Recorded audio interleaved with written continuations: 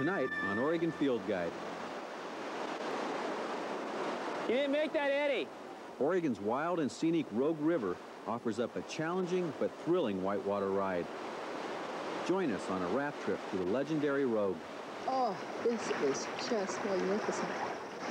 So pretty it doesn't look real, does it? Then we'll take you to higher ground as we report on forest management and its impact on cavity nesting birds. And finally, a look at how once abandoned railroad lines are now providing a unique recreational opportunity closer to town.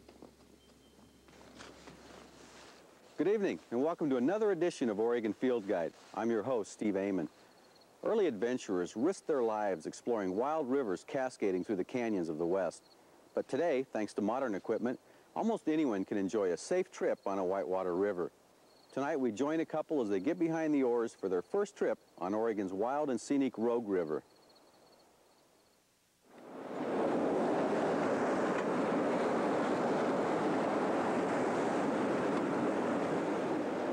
Blossom Bar, Mule Creek Canyon, Zane Gray.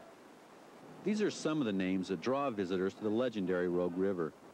There's the incredible scenery as the river cuts through the mountains on its 215-mile run from Crater Lake to the Pacific, and bald eagles, deer, and other wildlife. But most of all, there's the chance to get away, really away from work, from telephones, television, even the daily news. Where are you going to put everything? Huh? But before the journey can begin, all essentials must be packed in waterproof bags. For Denny and Joanne Jenkins, it's their first trip on the Rogue. To think about the rapids that we've heard so much about and read, and to be able to experience them, yeah, that's a real thrill. It's an adventure, definitely. To make the adventure complete, they've decided to row themselves. From what they're talking about, some of the rapids that we're going to go down, it's a little scary. How many people have rowed?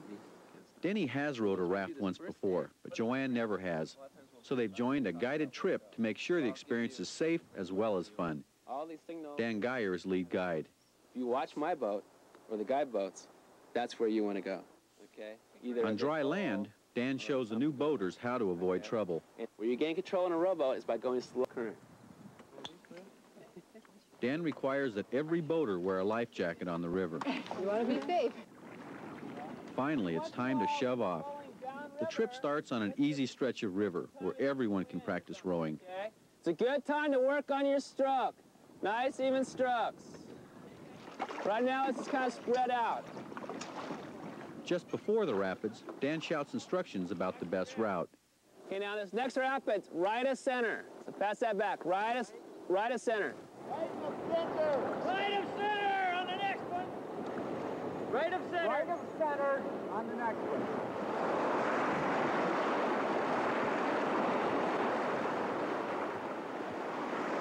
Okay, good, Bill. Come on across, Danny. Watch your angle there. Everyone does okay in the rapid, and Dan is encouraged as the boats bunch up in the quiet water below. Okay, nice job. Everybody hit the first eddy. Very good sign. The next rapid is a little harder, but Dan doesn't expect any real problems. At this water level, it's pretty much going to be big water, just big waves, okay? Lots of fun stuff. I'll be at the bottom, kind of pointing which direction. One of those big waves curls back and could be dangerous. Then he makes a good run, slipping by the edge of the wave, but the next boat has trouble. His rowing skills aren't good enough yet to follow Dan's instructions to move left. For right oar, pull, both oars, pull!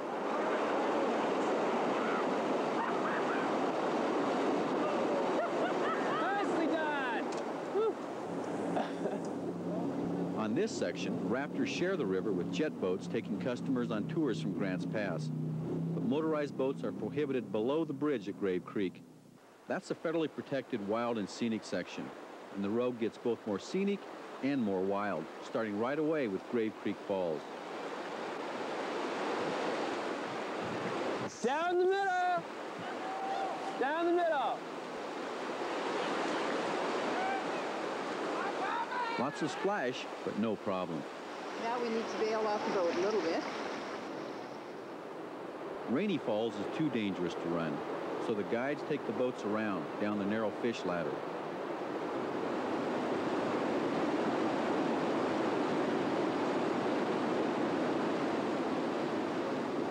It's a bumpy ride, much appreciated by the people watching from the bank. There's another treat waiting around the next bend. And there's an osprey up there. We're going to dive down and catch some fish.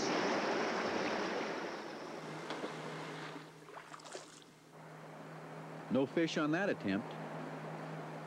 But he shook himself off and moments later came flying by with dinner clutched between his claws. And speaking of dinner, it's time to make camp. Camping is so much fun. And it's so easy. But we have extra pieces. Now, don't worry about the extra pieces. Denny and Joanne have never put up this kind of tent before. I don't know. It doesn't look right. But I like it. When do we ask for help from somebody that has a tent like this? No, it's a sign of weakness when you ask for help. Joanne figures out where those extra pieces should go, and the tent's ready. Do I have to admit it? I don't really want to admit that my wife was right. You have to admit it. No. Now there's time to sit around the campfire and talk about the experiences of a nearly perfect day and what lies ahead on the river.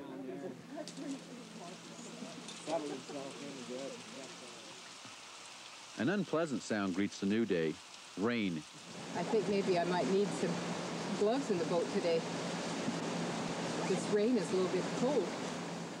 But with warm clothes and rain gear, it's time to get back on the river. Dan shows the way through the day's first big rapid, while the inexperienced rowers watch from the shore. They made it look awful easy. Okay, here we go!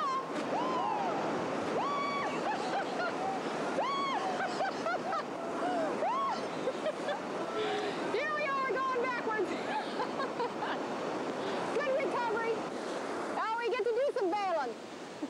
Because of a dangerous wave at Black Bar, Dan has everyone scout the rapid from shore. Basically, stay right and just face the wall, pull away. I think you're talking to my husband. I'm riding in his boat. I said, hey, nag, I can get that at home.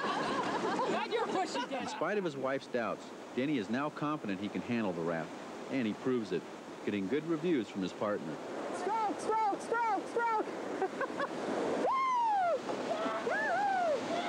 Oh, just right, just right. Yeah, good job, honey. You did a good job. Well, I'm going to go back and do that one again. After the day of rain, the campfire becomes a makeshift clothes dryer, and that hot cup of coffee sounds mighty good. Next morning, while Dan talks about the day ahead on the river, other guides pump more air into the rafts. Denny looks to the skies, hoping the sun will win its battle with the clouds today. It's a nice day, Suzanne. Rolling down the river. The weather battle looks to be a draw, with rain and sun at the same time. But rain or shine, the canyon is beautiful, with mossy rocks, steep canyon walls, and creeks tumbling over rocks to add their water to the Rogue Zone. With no serious rapids ahead, Dan convinces a reluctant Joanne to try her hand behind the oars. All right, just make sure my husband doesn't holler at me. Okay, now, to make it easy for yourself, spin around with your right oar, just the right oar by itself. That's that side. Oh, hush up. As we get in the current, we're going to pull to the right, okay? Pull a little bit. Pull back, son. I'm going to hit that rock. No, you're okay. Okay, just pull on your left oar. Okay, just stop for a second. One little push. Give yourself a... Oops, stop. Stop, stop, stop, stop. I told you I was going to hit that rock. Well, you pull... Okay, now pull on your left oar. Pull on your left oar quick. Now both. Right into the bank there. There you go. In your winkle bar. Nicely done. This is Zane Gray.